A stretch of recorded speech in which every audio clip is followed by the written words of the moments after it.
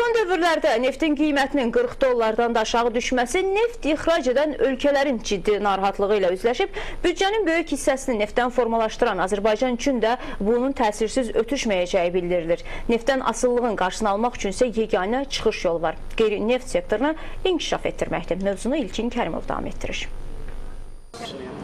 Dünya bazarında qara qızılın qiymətinin qırmızı həddən də aşağı düşməsi qara günlər üçün qayğıları artırır.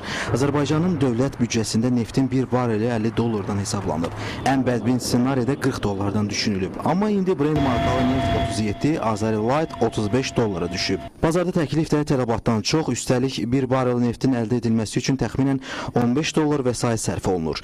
Günəşli yatağında neft yox, baş suya qarışıb. Su qiymətini satılan neftdən gələcək üçün işıqlı gün görünmür. Proseslər onu göstərir ki, qiymət daha da ucuzlaşacaq. Bu halda iqtisadçılar hesab edir ki, ixracının 90%-ni neft təşkil edən Azərbaycan qeyri-neft sektorunun inkişafını sürətləndirməlidir.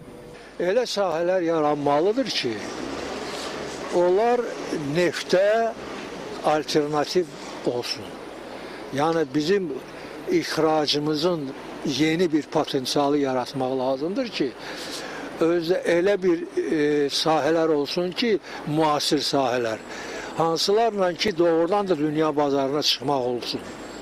Yoxsa pomidor emalı ilə biz dünya bazarına çıxa bilmərik. İndiki vəziyyətdə Şərq-Qərb dəhlizinin Çindən gələn malların Avropaya daşınması böyük dividendlər gətirə bilər. Hesablamalara görə Azərbaycan vasitəsilə Şərqdən Qərbə və əks istiqamətdə 100 milyon ton yük daşınsa, Azərbaycan ildə ən azı 1 milyard dollar qazana bilər. Bakı-Tiflis-Kars dəmir yolunun tam işə düşməsi həm də sərnişin daşıma baxımından Azərbaycana əlavə gəlir gətirə bilər. İkinci məsələ bizim kənd təsərrüfatıdır.